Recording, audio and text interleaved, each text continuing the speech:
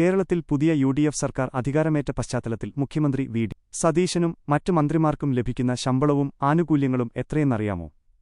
പൊതുജനങ്ങൾക്കിടയിൽ വലിയ ചർച്ചയായിരിക്കുന്ന ആ വിവരങ്ങളിലേക്ക് കേൾക്കുമ്പോൾ അത്ഭുതം തോന്നാമെങ്കിലും കേരളത്തിലെ മന്ത്രിമാരുടെ അടിസ്ഥാന ശമ്പളം വെറും 2000 രൂപ മാത്രമാണ്.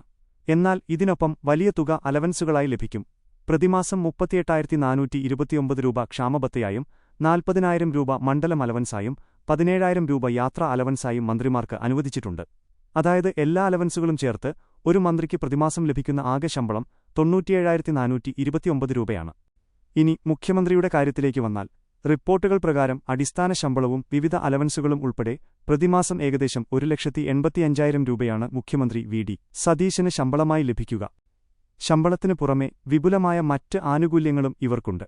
മുഖ്യമന്ത്രിക്ക് താമസിക്കാൻ തിരുവനന്തപുരത്തെ ഔദ്യോഗിക വസതിയായ ക്ലിഫ് ഹൌസും 24 മണിക്കൂറും കനത്ത സുരക്ഷയും ലഭിക്കും.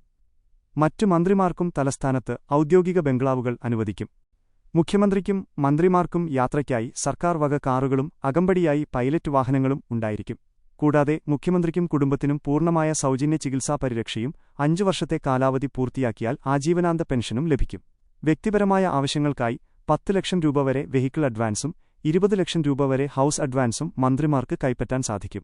നിയമസഭയിൽ പ്രതിപക്ഷ ചോദ്യങ്ങളെ നേരിട്ടും ജനക്ഷേമ പ്രവർത്തനങ്ങൾക്ക് നേതൃത്വം നൽകിയും ഭരണം സുഗമമായി മുന്നോട്ടു കൊണ്ടുപോകാനാണ് സംസ്ഥാന ഖജനാവിൽ നിന്ന് ഈ ആനുകൂല്യങ്ങൾ നൽകുന്നത്.